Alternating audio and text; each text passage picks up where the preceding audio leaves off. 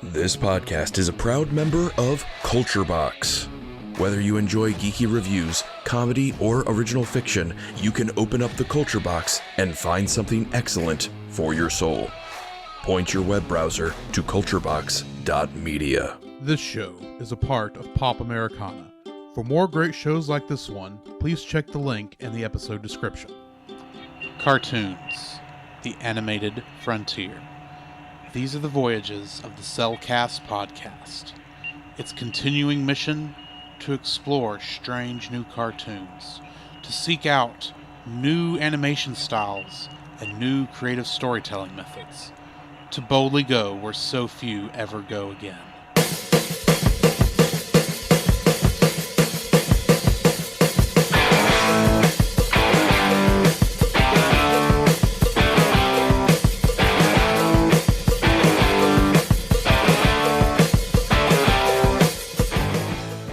Welcome to another episode of the Cellcast, the animated series.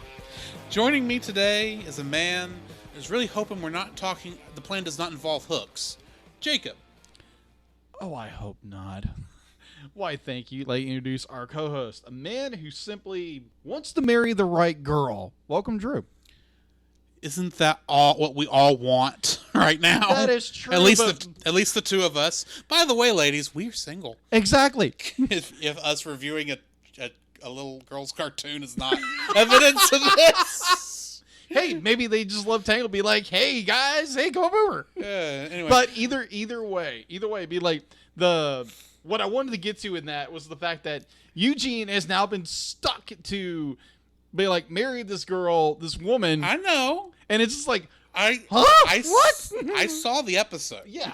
All right. Well, so we're reviewing it. I hope so. So today we're reviewing season 2, episode 2, Beyond the Corona Walls, part 2.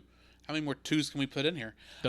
First aired on June 24th, 2018, directed by Joe O and written by Jason Rickey. The story goes, meanwhile, Rapunzel and Cassandra meet Adira, a mysterious warrior who harbors knowledge of the Black Rocks.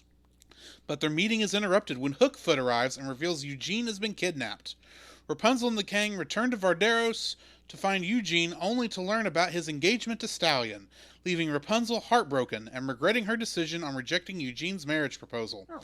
However, after being encouraged by Cassandra, Rapunzel returns to Varderos and stops the wedding between Eugene and Stallion, resulting in a fight breaking out. The Baron is defeated, Lance is saved, and Rapunzel and Eugene are reunited and decide to once again hold off on marriage. Rapunzel and the group resume their journey, but not before Rapunzel receives a scroll piece from Adira with new information on the Black Rocks. This episode once again features the return of Yvonne Strahovski as Stallion, Lance Henriksen as the Baron, Britt Robertson as Vex, Kelly Hugh as Adira, and Gideon Emery as Anthony the Weasel. Trivia for this one. Rapunzel is revealed to have lost her ability to activate the power of the Black Rocks in this episode. Yeah. And this is the 4th special, once again. This finishes the 4th special. The other specials, for those who are curious, were Tangled, Before Ever After, Queen for a Day, and Secret of the Sundrop. So, when you find out you're marrying the wrong girl. Yeah. Let's face it, Eugene knew he was marrying the wrong girl, but he was stuck. It was a Kobayashi Maru scenario. Pretty much, he couldn't get out of it. Yeah, he couldn't get out of it. There was a no-win scenario there was no way he could let Rapunzel know what was going on. Yeah.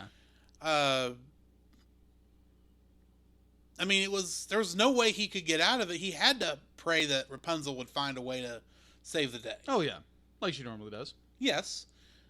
But at the same time, I was, for a bit, wondering, like, well, how are they going to get out of this? Because Rapunzel could easily mistake what's happening. Very easily. Since very, very easily. In some ways, she was feeling that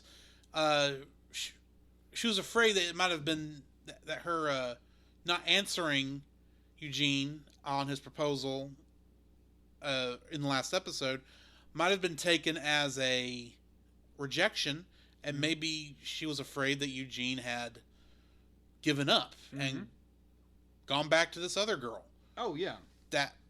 But then it's Cassandra of all people that reminds her, "Hey, Eugene's not like that." Yeah. Yeah. The fact that we go back to season 1, and what is Cassandra doing the entire time? She's bragging on him the whole stinking time. She hates this guy. Yeah. Well, it's kind of like a big brother, little sister, vice versa. You can flop it either way because that's how siblings work.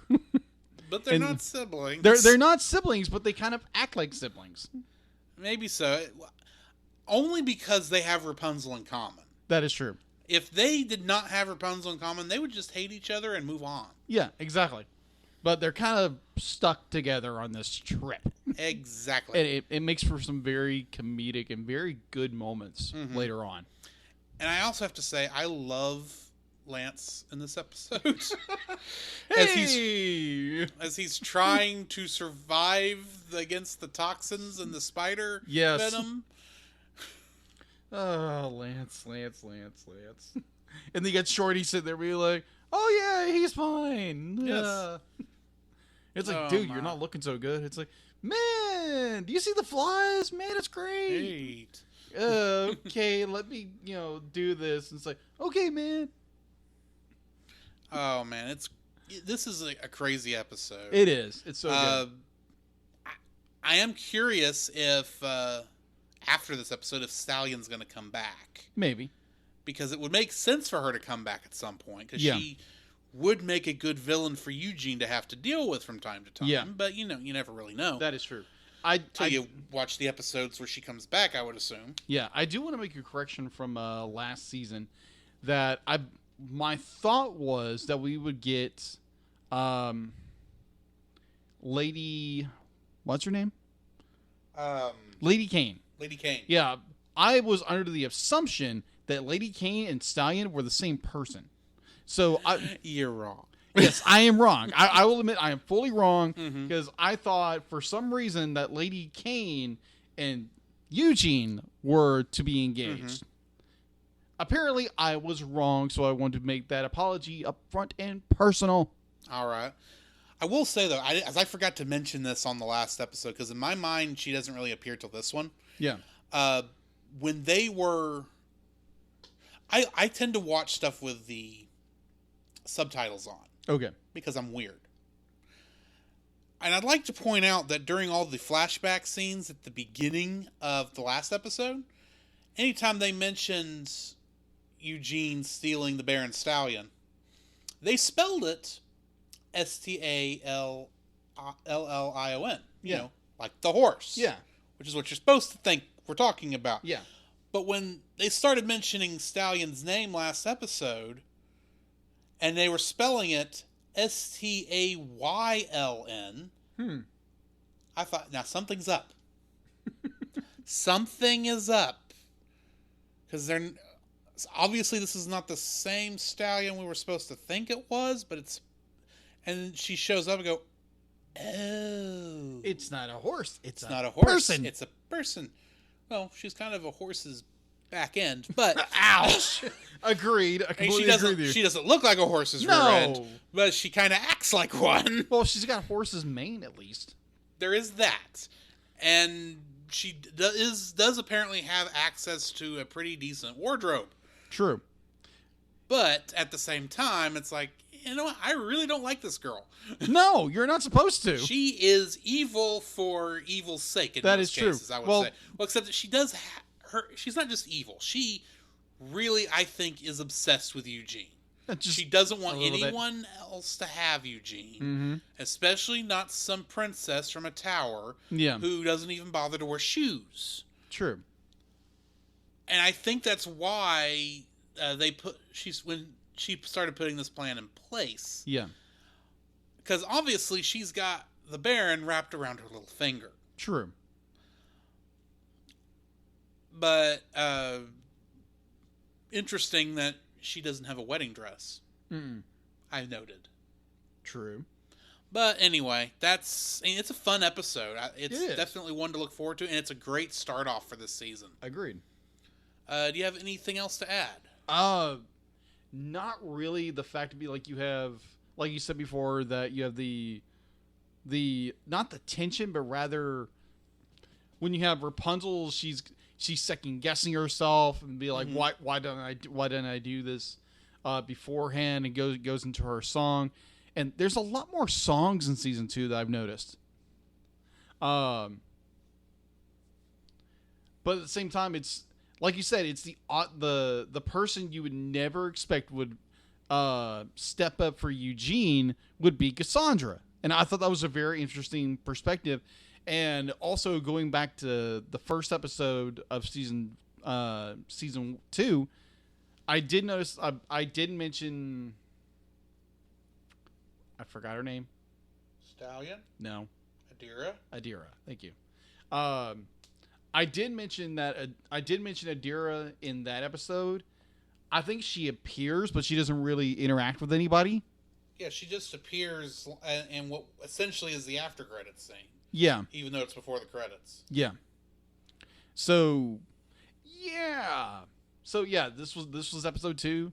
I enjoyed it. It's got a nice conclusion. We do get the assist from the merchant girl, I just want to say, probably. Hex. That's her name, Hex. We get a little help from Hex into... not Hex.